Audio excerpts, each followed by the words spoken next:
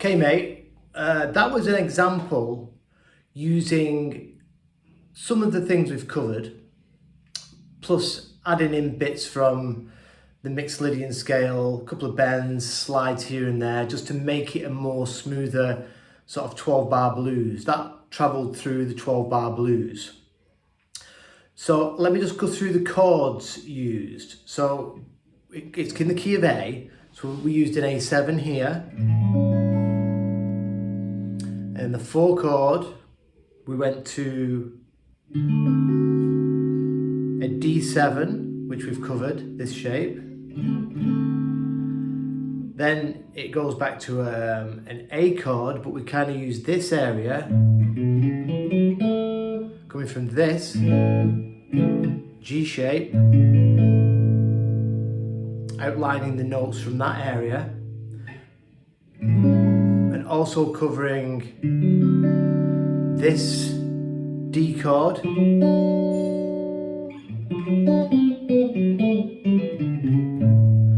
then we're going to this arpeggio thing that covers the A, D, to the 5 chord, E, and then I utilised a little bit of the E minor pentatonic. And then back to our 4.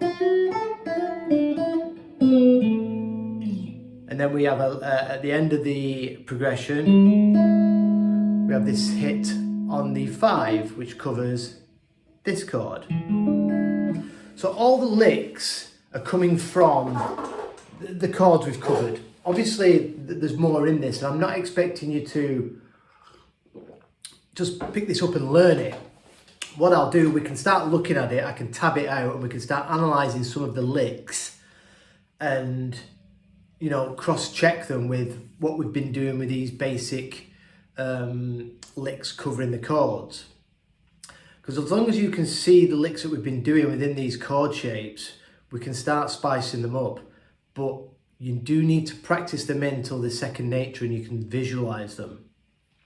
That's the whole point of this. When I played that intro, I wasn't thinking scales and notes. I was just thinking chord shapes and the notes within these chords. And then I know some of the scale notes around these chord positions to add in. So let's break down some of the licks so you can start recognizing this stuff. I'm not going to go into super detail about the extra stuff I put in because it might start confusing you, but we are going to be learning that. That's like the next step when we start adding in some of these other colours and flavours across the Mixolydian. So the opening riff, the opening lick, you know, should sound a bit familiar with B.B. King, Clapton. Great blues intro that's used, you know, a hell of a lot. And it's coming straight out of this first shape we looked at, the triad. So the lick starts on the root. Exactly what we did for, to start that off, root, major third, 5th, 6th, but instead of going to that flat 7 like we have done before, we're going to get another hit on this high root here. And then we're going to come over and finish the lick by getting the root again, which is 10th fret B string, out of this shape. So that lick, that's covering the 1, that's covering this. And then it goes to the 4 chord, which is D7, which I'm going to utilise this shape, what we've been looking at. So straight away, sliding into that major third. There's the 5th. like I said, there's some more complex stuff in there. I'm adding in some scale tones from the Mixolydian. But, you know, we're getting that third and we're outlining this chord shape with some other stuff thrown in. You know, you'll be asking why I'm pre-bending this. So this pre-bend here to the root. So if I bend this up, what I'm doing, straight away I'm getting this minor third. And I'm bending it, I'm releasing to this note here, which is in the Mixolydian scale, which is our 2. So it's a scale tone. We don't hang on it, but we use it to get to other notes and start things up. So that lick again, root, major third, 5th, there's our root, I am Groot, back to the 5, and then that root there just basically takes us back to this. So that whole intro, this lick,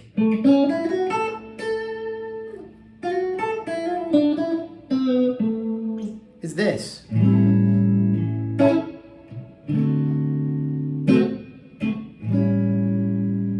Back to the A, and then we want a couple of bars on the A.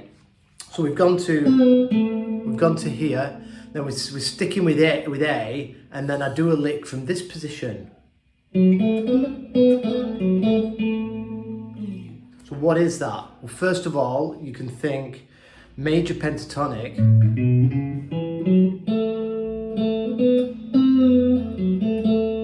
but I'm adding in, there's that minor third I'm adding in from the major scale, which makes this whole thing Mixolydian. Again, I don't want you to try and get bogged down in this. We're going to be learning these scales and how to use them. What I want you to think about now is that this lick is basically coming out of that big horrible G shape. It's coming out of that position, this A chord. Yep. So that's what I'm thinking with that next lick. And then the lick ends here on this root again, back up here. So I'm always thinking about these chord shapes, the cage position, and switching between these shapes, and just chucking in a few chord tones here and there.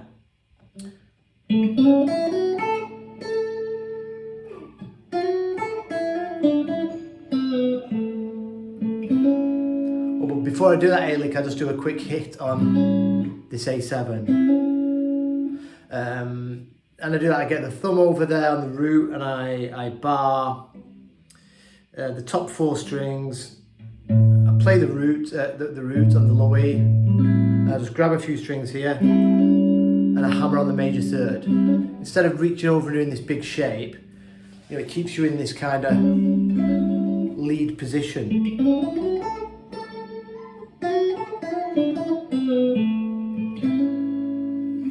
Then I go back to this A here.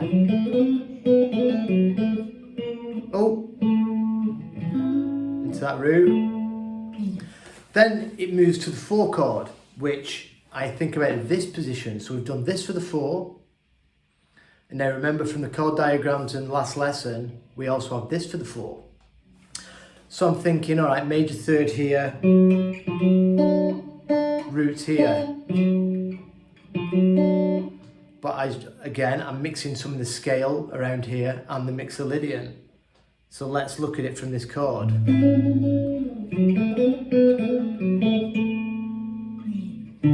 I grab the root of the D, so I'm outlining this chord already. So what did I do? Root, major third from our C shape, lick,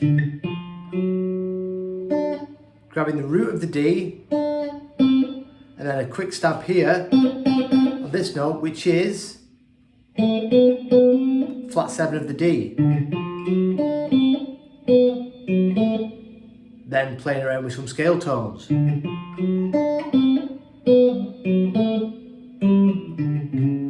Major third of the A. Straight back into this shape.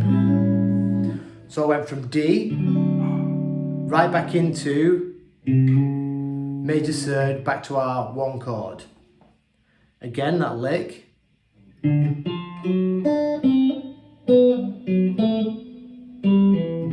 Oh,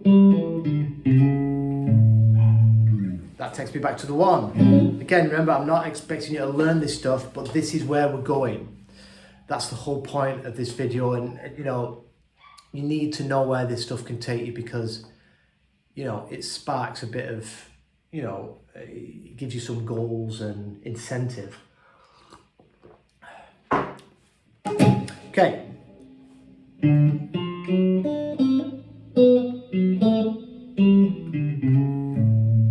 So I covered this chord, I played some scale, and I ended up, finished it on the major third of the 1. So the root of the 1, basically saying hello to this chord.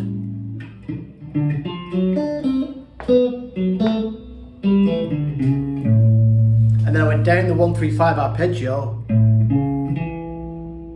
and I did the same for the D chord, but I slid into it. So instead of just going, I went,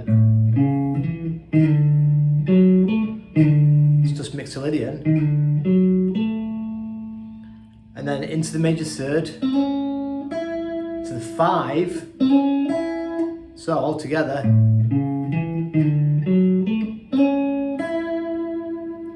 And then I thought, on the 5 of the blues, like what we've done with Clapton and what we've done with B.B. King, on the 5, you can always use that 5 minor. So in this case, we can use the E minor pentatonic, which is here. So I use part of that, because we went up to the 5 chord.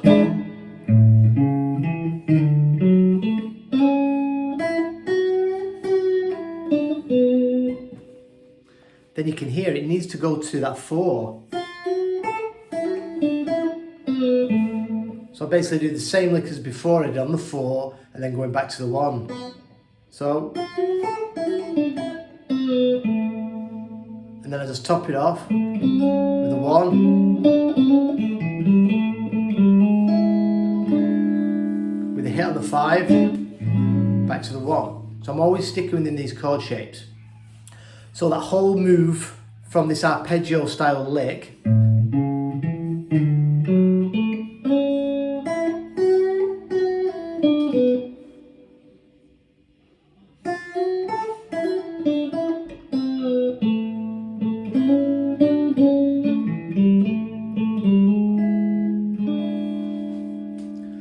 and then if I want to take it up for another 12 bars, I can bring it up into another position and do the same kind of thing.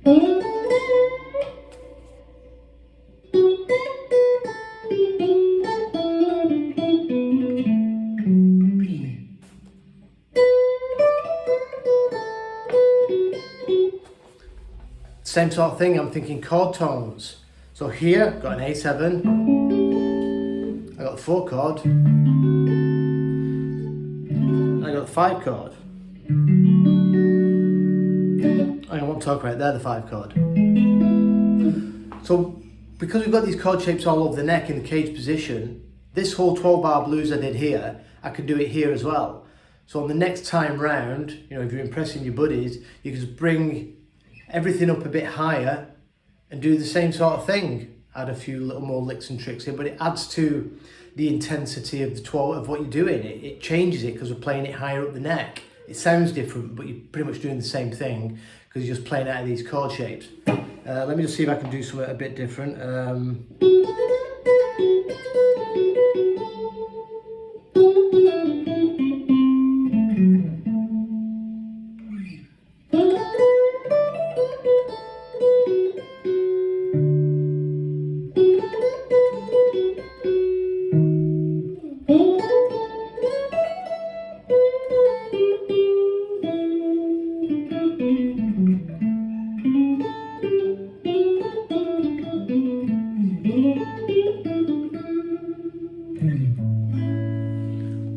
So that was a 12 bar blues using chord tones but making it more of a lead scale type thing, but it was all coming from these shapes. There's the 1, There's the 4.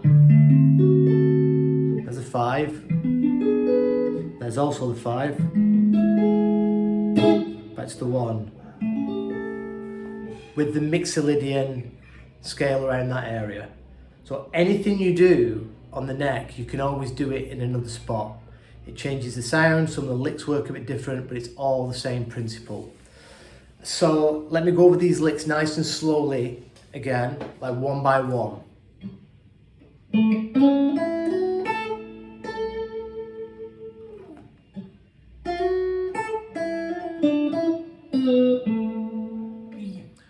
Let me start again, but I'll tell you which chords I'm on for each lick. So the 1.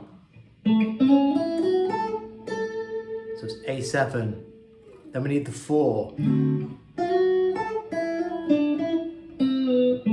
Back to the 1. Then we're still on the 1. There's our root. Then we want the 4.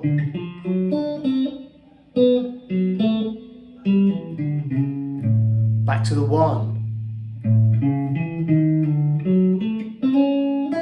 5.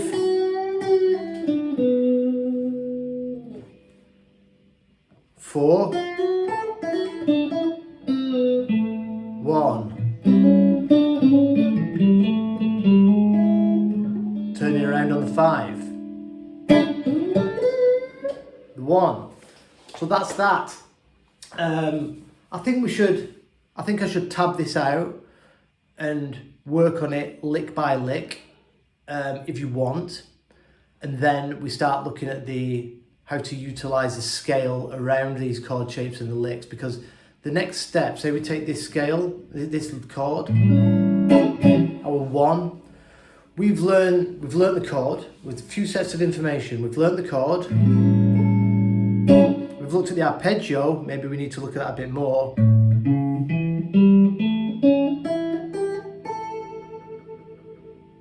We've also looked at that basic lick that we've been doing, which outlines all of the notes in the arpeggio on the chord, but we're adding in that 1/6, which is in the Mixolydian. So the next level of information is building the scale around that chord shape. And then we look at a 4 chord, and we do the same for that. We look at the scale around that chord. So you can always reach for these chord tones and the scale tones if you want to dress it up a little bit. You've just got to know how to use scale tones. Because like I went over, I think, in the last video, you don't want to be ending on certain tones, like that doesn't sound good. It needs something else. That's a scale tone. If we move up to the flat 7, it's a chord tone. So it sounds resolved and happy because that note is in the chord.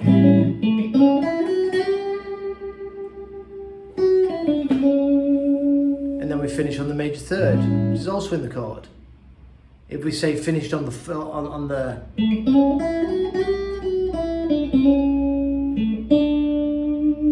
land on the 4 there, that could take us to the 4 chord. Hope you see what I mean there, but just use this as an example. By all means, stop me, rewind me, try and work out some of these licks. And if you want to fire any questions at me regarding this video, we can do that next week. If you want to make a bunch of notes, it's only going to make you a better player. Like I said, we've got to answer these questions. All right, cheers, buddy. Have a great Sunday, and I'll see you next week.